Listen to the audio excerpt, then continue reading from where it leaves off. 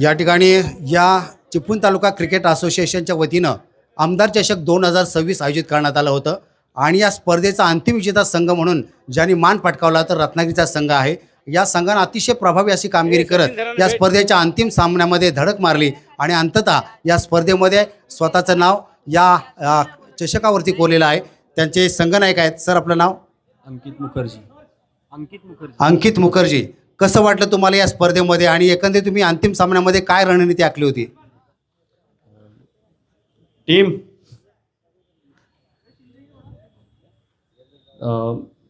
Strategy अशी काही मोठी नव्हती। आपण बेसिक जे क्रिकेट करतो तेच खेळायचं होतं की फर्स्ट बॅटिंग घेऊन मोठा टार्गेट सेट करून त्यांना कमीत स्कोअरमध्ये डॉट बॉल टाकून, म्हणजे जे डॉट बॉल स्ट्रॅटर्जी वापरतात मोठे मोठे प्लेयर जे वापरतात तेच वापरून आपण त्यांना कमी रन्समध्ये प्रेशराईज करून विकेट्स लवकर काढण्याचा फक्त एक हेतू होता आणि तो आमचा एक सक्सेसफुल झालेला आहे इकडे। एकंदरीत ही चिपळूण तालुका क्रिकेट असोसिएशनने आयोजित केलेली स्पर्धा आहे। या स्पर्धेमध्ये आपण खेळलेला आहात। स्पर्धेबद्दल तुम्ही काय सांगाल? तुमचा अनुभव कसा होता? मी आता मगाशीच जेव्हा टॉस झाला तेव्हा बोललो की मी ह्याच्या अगोदर मी खूप सारे ट्रॉफीज खेळलो इकडे, बट अशी कॉम्पिटेटिव्ह ट्रॉफी मी फर्स्ट टाइम खेळतोय।